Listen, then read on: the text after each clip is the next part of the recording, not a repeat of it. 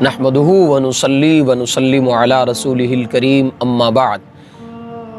क़ाल अल्लाहु तबारक व तआला फ़िल क़ुरआनिल मजीद वल फ़ुरक़ानिल हमीद इन्नका मय्यितुन व इन्नहुम मय्यितून सदक़ल्लाहु मौलानल अज़ीम व सदक़ रसूलुहुन नबियुल उम्मियुल करीम। जैसा कि आप हज़रात को मालूम है कि रब्बिउल अव्वल के मुबारक महीने में आक़ाए दो जहां सल्लल्लाहु अलैहि वसल्लम दुनिया में तशरीफ़ लाए थे और आपकी विलादत बासआदत है। इसी तरह रब्बिउल अव्वल की 1 तारीख़ को आक़ाए दो जहां सल्लल्लाहु अलैहि वसल्लम का विसाल मुबारक भी है। और ये भी मुसलमानों को ज़रूर मालूम होना चाहिए। सीरत की किताबों में लिखा है आक़ाए दो जहां सल्लल्लाहु अलैहि वसल्लम 25 सफ़र को सन 11 हिजरी मदीना मुनव्वरा में किसी का जनाजा पढ़ा के आक़ाए दो जहां सल्लल्लाहु अलैहि वसल्लम घर वापस तशरीफ़ फरमा हुए। आप सल्लल्लाहु अलैहि वसल्लम के सर अक़दस में दर्द सा हो रहा था। जब घर तशरीफ़ फरमा हुए तो हज़रत आयशा से फ़रमाया, मेरा दर्द मुझे खाई जा रहा है।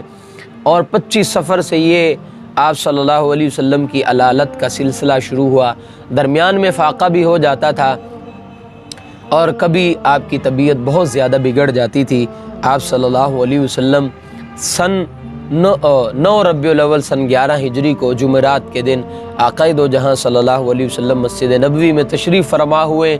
सहाबा इकराम रज़ी अल्लाह तआला अन्हुम अजमईन को जमा फरमाया और आप सल्लल्लाहु अलैहि वसल्लम ने खुतबा इरशाद फरमाया, जिसमें आप सल्लल्लाहु अलैहि वसल्लम ने 3 बातें इरशाद फरमाई। पहली बात ये इरशाद फरमाई कि लोगों, तुम लोगों में एक शख्स ऐसा मौजूद है जो आज है, हो सकता है कल मौजूद ना हो। जब ये बात फरमाई तो हज़रत अबू बकर सिद्दीक़ रज़ी अल्लाह तआला अन्हु रोने लग गए। समझ गए कि आक़ाए दो जहां सल्लल्लाहु अलैहि वसल्लम किसके बारे में बात कर रहे हैं। जब हज़रत अबू बकर रोने लगे तो सहाबा ने अबू बकर को घूर घूर के देखना शुरू कर दिया कि अबू बकर ये क्या बात है। आप सल्लल्लाहु अलैहि वसल्लम ने तो वैसे बात की, लेकिन अबू बकर तो समझ गए थे कि किसके बारे में बात कर रहे हैं। लिहाजा सहाबा ने अबू बकर को जब घूरना शुरू कर दिया, मेरे नबी सल्लल्लाहु अलैहि वसल्लम को ये बात पसंद ना आई। आपने अबू बकर के फ़ज़ाइल बयान करने शुरू कर दिए। और दूसरी बात इरशाद फरमाई, मेरे सहाबा, आज के बाद सबके घर जिसके भी चबूतरों के दरवाज़े अबू बकर मस्जिद नबवी की तरफ खुलते हैं, सबके दरवाज़े आज के बाद बंद कर दिए जाएं सिवाय अबू बकर के दरवाज़े के। और क़ुरबान जाऊँ, मेरे प्यारे हबीब सल्लल्लाहु अलैहि वसल्लम ने फ़रमाया, मैंने हर एक के एहसानों का बदला दुनिया में दे दिया है, लेकिन अबू बकर के एहसानात इतने हैं कि इनका बदला मैं दुनिया में नहीं दे सकता, बल्कि इसका बदला अल्लाह ख़ुद क़यामत की सुबह अता फ़रमाएंगे। और फरमाया, जितना मुझे अबू बकर के माल ने फ़ायदा पहुँचाया, इतना मुझे किसी के माल ने भी फ़ायदा नहीं पहुँचाया। अबू बकर के फ़ज़ाइल बयान करने शुरू किए। और तीसरी बात जो प्यारे हबीब सल्लल्लाहु अलैहि वसल्लम ने उस दिन फरमाई, और फरमाया, लोगों, मैं तुम्हारे साथ कई अरसे से रह रहा हूँ, अगर मेरे से कोई ज़्यादती हो गई हो, मैंने किसी के साथ कोई नाइंसाफ़ी की हो, तो वो आके मुझसे अपना बदला ले ले।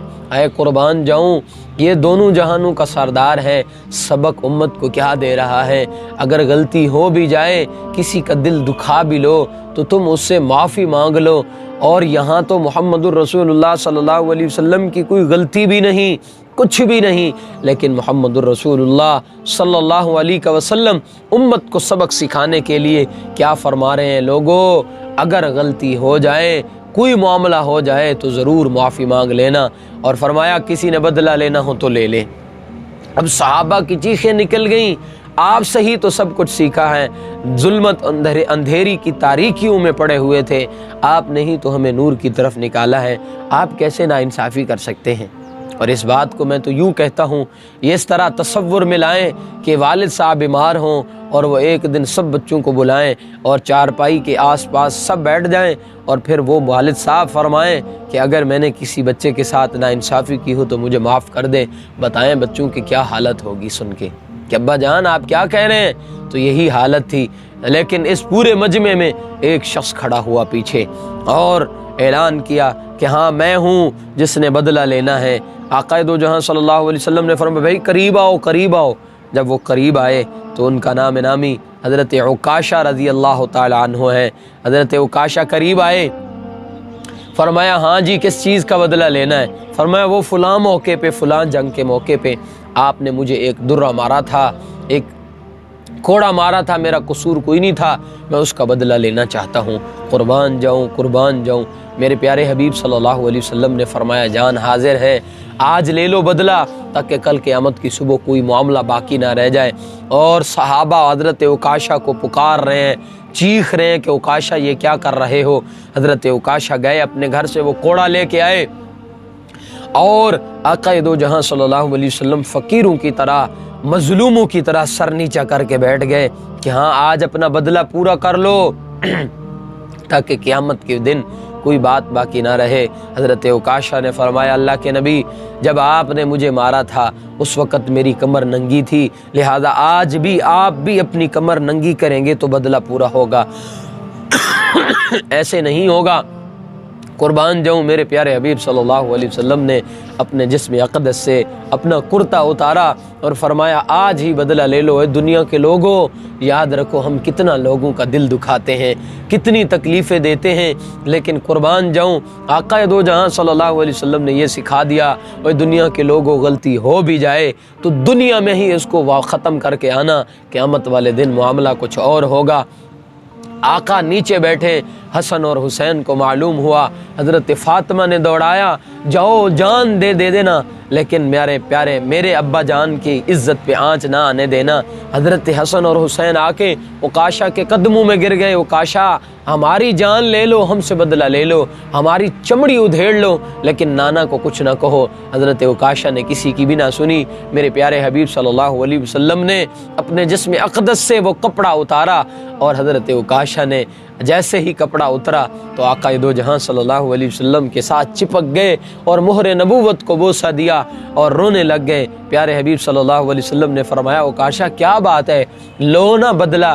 فرمایا میرے ماں باپ آپ پہ قربان ہوں، ہم نے آپ سے کیا بدلہ لینا ہے، بس میں نے تو یہ بہانہ بنایا، آپ سے سنا تھا کہ جس نے بھی محمد الرسول اللہ صلی اللہ علیہ وسلم کی مہر نبوت کو بوسہ دیا وہ سیدھا جنت میں جائے گا۔ میں نے آج یہی بہانہ ڈھونڈا کہ تاکہ میں جنت میں چلا جاؤں، آپ کی مہر نبوت کو بوسہ دے دوں۔ میرے پیارے حبیب صلی اللہ علیہ وسلم نے سینے سے لگایا، لیکن قربان جاؤں میرے پیارے حبیب صلی اللہ علیہ وسلم نے یہ سبق دیا لوگوں، غلطی ہو جائے، اگر کوئی معاملات کے اندر کمی کوتاہی ہو جائے معافی مانگ لینا۔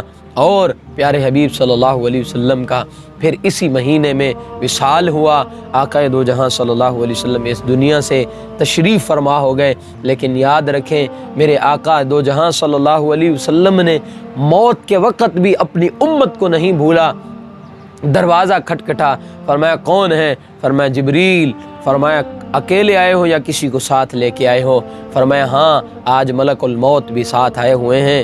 قربان جاؤں اندر گئے، فرمایا آقا آپ کا وقت پورا ہو گیا ہے، اللہ رب العزت یہ فرما رہے ہیں اگر آپ دنیا میں رہنا چاہتے ہیں تو آپ رہیں، لیکن ایک وقت موت کا آئے گا کہ جب آپ پر بھی موت آئے گی، لیکن اگر اللہ آپ جانا چاہتے ہیں تو اللہ آپ کی ملاقات میں منتظر بیٹھے ہوئے ہیں، آپ کے استقبال کے لیے ہیں۔ فرمایا جبریل موت کے وقت بھی اپنی امت کو نہیں بھولا، حالانکہ میرے نبی کو پتہ تھا یہ پیارے حسن اور حسین یہ جنتیوں کے سردار، ایک کو زہر دے دیا جائے گا اور ایک کو کربلا کے ایک ساروں میں ایک کا سر کاٹ دیا جائے گا اور اس کے جسم کے اوپر گھوڑے دوڑائے جائیں گے۔ میرے نبی صلی اللہ علیہ وسلم کو رب نے معلوم کر دیا تھا، بتا دیا تھا، لیکن موت کے وقت بھی میرے نبی نے گھر کا سوال نہیں کیا، اپنی آل اولاد کا سوال نہیں کیا۔ میرے نبی نے اگر جبریل کو فرمایا کہ جاؤ میرے رب سے پوچھ کے آؤ اللہ میرے جانے کے بعد میری امت کا کیا ہوگا، میری امت کے ساتھ آپ کیا کریں گے؟ قربان جاؤں اتنا پیارا نبی۔ اللہ رب العزت نے فرمایا جبریل میرے نبی کو فرما دو کہ آپ کے جانے کے بعد آپ کی امت کو بے یار و مددگار نہیں چھوڑیں گے۔ پھر پیارے حبیب نے فرمایا ہاں اسرائیل آؤ اب جان نکال لو۔ قربان جاؤں میرے نبی نے فرمایا اسرائیل جان نکالتے ہوئے کیا تکلیف بھی ہوتی ہے؟ فرمایا ہاں تکلیف ہوتی ہے، اور اس کی مثال یہ ہے کہ آپ ایک ململ کا کپڑا لیں، اس کو گیلا کریں اور بیری کے درخت پہ ڈال دیں، اس کے اندر سارے کانٹے اس کے اندر پیوست ہو جائیں اور ایک زوردار جاندار آدمی آ کے اس کو کھینچے، جس طرح وہ لیرا لیرا ہو جائے گی۔ اس طرح تکلیف ہوتی ہے جب جان نکال نکالی جاتی ہے۔ میں قربان جاؤں آقا تیری عظمتوں پر، تیرے امت کے پیار پر۔ فرمایا عزرائیل آج ساری تکلیف مجھ سے لے لو، میرے جسم پر نکال لو، میری امت کے کسی انسان کو تکلیف نہ دینا۔ اللہ اکبر۔ یہ تھا ہمارا پیارا نبی جو اسی مہینے ربیع الاول میں اس دنیا سے تشریف لے گئے۔ اس لیے محترم بھائیو، بزرگو، دوستو، آقا دو جہاں صلی اللہ علیہ وسلم کی سیرت کا مطالعہ، آپ صلی اللہ علیہ وسلم کی زندگی کا مطالعہ ضروری ہے۔ اور آپ صلی اللہ علیہ وسلم آخری وقت میں بار بار یہ کہہ رہے تھے، میری امت کے لوگوں نماز نہ چھوڑنا، نماز نہ چھوڑنا۔ اس لیے میرے آپ کے ذمے ہیں کہ ہم آقا دو جہاں صلی اللہ علیہ وسلم کے سچے پیروکار بنیں اور آپ صلی اللہ علیہ وسلم کی زندگی کو اپنی زندگی میں لائیں اور اس پر عمل کریں۔ اللہ مجھے آپ کو، ہم سب کو عمل کی توفیق عطا فرمائے۔ وما علینا الا البلاغ المبین۔